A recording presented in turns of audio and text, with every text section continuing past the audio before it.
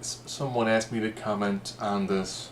This is more of the faux fan outrage that you get a lot of because it's the internet and what else are you going to do? So Dustin Rhodes, Goldust, September 27th, posted this. Try and enjoy the product we put on for you. That's all I'm saying. It's a TV show. You're not always going to get what you want. A lot of people love to do the faux booking thing. I did it for a while. I actually quit watching some of the different shows where they faux book things that have already happened. Because it's easy to go, this is what happened. It'd be really cool if you had infinite money, there's no politics involved, there's a really awesome thing that you can do. And I see this still a lot now, like even when I throw out like, oh, the Shield's reforming. It would be cool if the Shield did this. Let's be honest, if the Shield would have showed up and beat Brock Lesnar, Lesnar forced to leave, that's a huge story.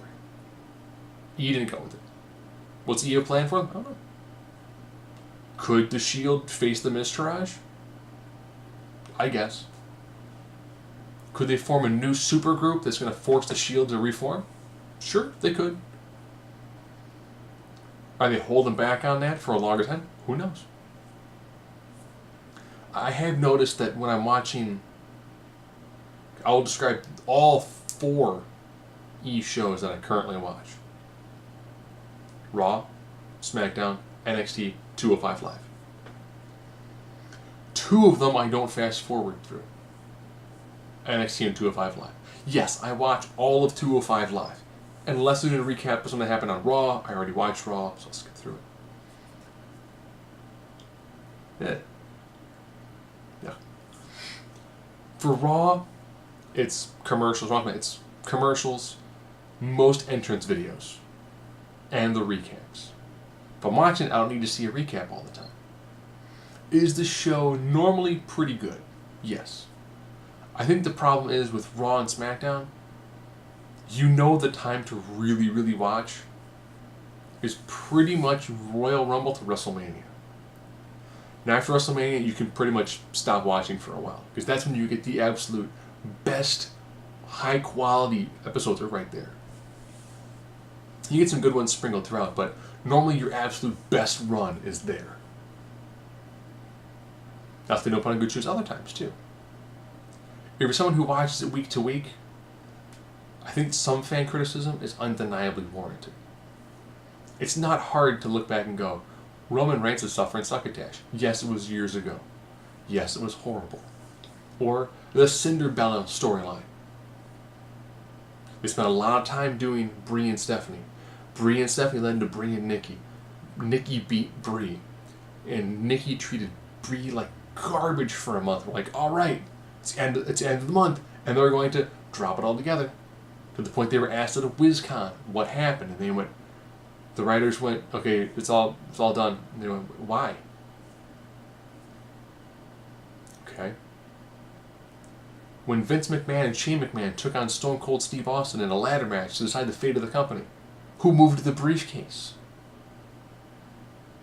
Yeah, that far back you can find something. Oh, that didn't make any sense.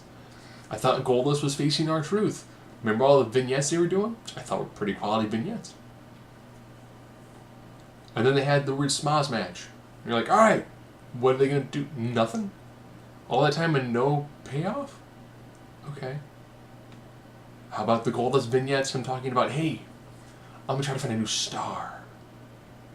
Cool. Who is he going to find? Is he going to take an underused woman, paint her up in like Goldust sort of paint, and have someone take on a brand new persona? Is he going to find some underused male talent and then be the mentor to that character? It's like, what are they going to do with it? Nothing. Okay. The Dana Brooke storyline where she was breaking away from Charlotte Flair didn't really go anywhere. All the Emelina promos, she couldn't do the character the way they wanted her to, so she came out in one vignette because she's going back to Emma.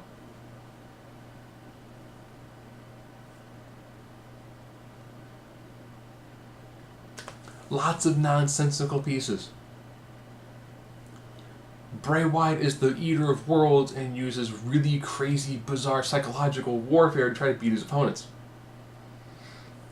He had his highest amount of power storyline wise. He's modifying the way he's warping reality at the ring. Loses to Randy Orton. You can't both ask for investment in the storyline and in the wrestlers and then do things that make you go, what? Wait, what?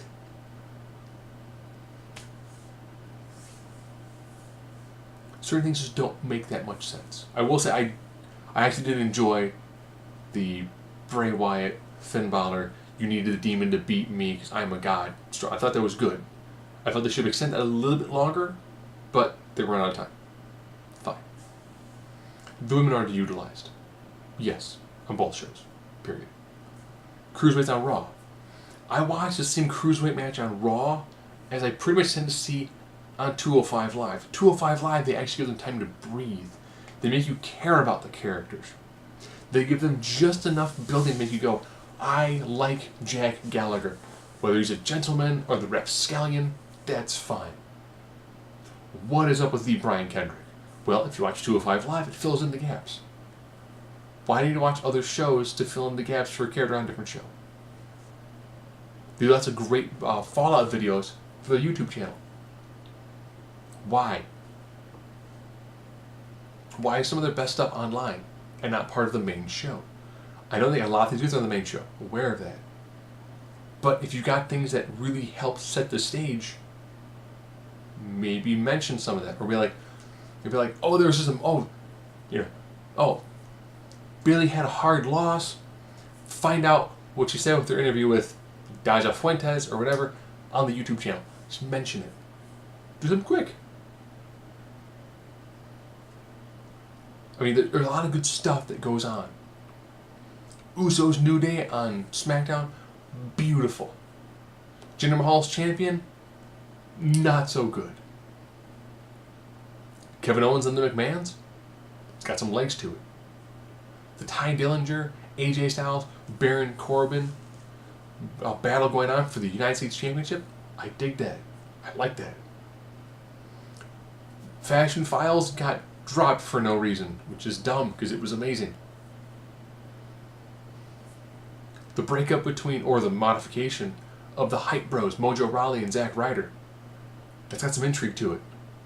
Little tweak here and there, and they could be an amazing heel tag team. There's a lot of good stuff you can do there.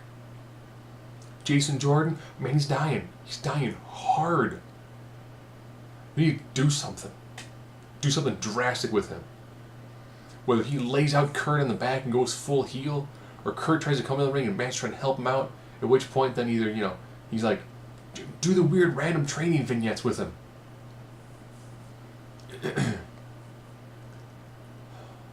Watch Titus get attacked by Elias Sampson. And my first thought was, man, I want Titus to wreck shop on Elias Sampson. I really do. Apollo Crews is an amazing athlete. All I know is he's hyper athletic. Give him some time to breathe. I don't give him random vignettes. Whether he's talking about his dad being in the United Nations, traveling all over the place, how hard he had to work to do this, that, and the other thing. He was bullied as a kid. There's a lot of great stuff that they could be doing with these guys. But they're not. That's the frustration. I like the product that they put on more often than not. I think NXT is a great example. Some NXT don't really advance storylines, but they have good matches. But if they do, it's only an hour. A month of NXT is covered in approximately 1 week of Raw. So they have time to space these things out. They can make their takeovers seem bigger because you've spent time saying, person A is going to face person B. We're laying out for you right now. You can see it. This is what's going to happen. We're now going to have you follow the storyline progression. And it's KISS. They keep it simple, stupid. Just boom, boom, boom. Nothing complex. Wrestling works at its best when it is a simple, coherent storyline executed well. The problem is sometimes the E tries to do these much more elaborate storylines, which require a lot of continuity. which is good if you've got someone going, okay, we're going from here to here. Here are the major beats. But since we're going here to here, week to week, we're going to change how we're getting there. Instead of saying, here's it's 1 through 5. We have step 1, 3, and 5 planned out. We can adjust 2 and 4 as long as we get from 1 to 3, 3 to 5. That's the frustration from most fans. Other fans they just want to complain because everything sucks. There's a guy in Cage Side Seats where he does blogs for it, or fan posts, whatever you want to call them. And he always ends it with, I'm a fan, everything sucks, I'll see you Monday. A lot of people complain about it. A few people drop off. Some people watch it just to complain. If you watch it to complain and be miserable, that's on you. If you watch it and you enjoy it, but you're frustrated by bits and pieces of it, that's on the company to fix.